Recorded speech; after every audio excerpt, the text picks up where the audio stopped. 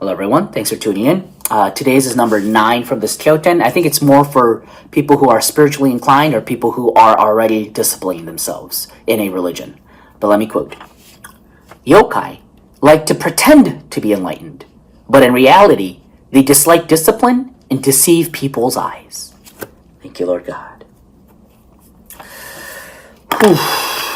You know, when we read these Kyotens, I think I'm going to go a little off track, but I think what's important is don't use Elkantar's teachings to judge others or to stamp on other people, and don't pick on other people's shortcomings and criticizing them. That's not the whole point of learning these teachings.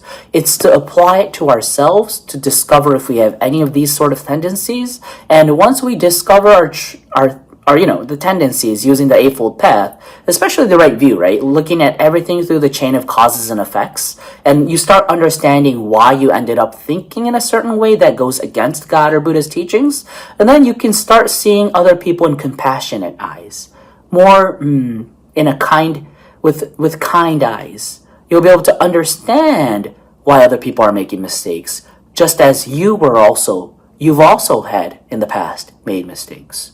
So let's try to apply all of Elkantar's teachings, not to judge or criticize other people, but to reflect on ourselves. And so that we can not just criticize them, but guide them. And also, as Master has said, we were born here to forgive others. So we were learning harsh, strict sentences from this Kyoten. So if we're not careful about it, we can use it to, hurt other people and neglect our own self-reflection. Which goes back to the sentence today, which is about what a yokai does.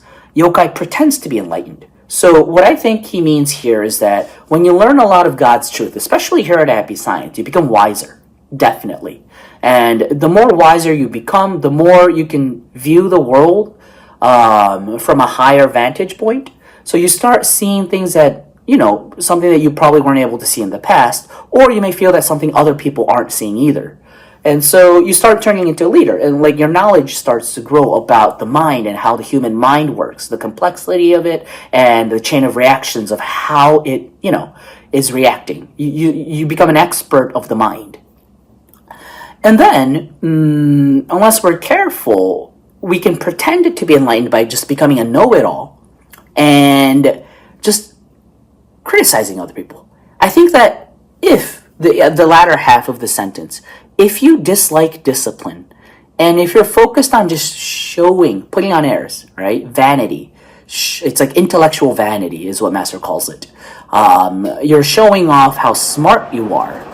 Then you're definitely possessed by a yokai, and you've fallen off the path, the righteous path of discipline.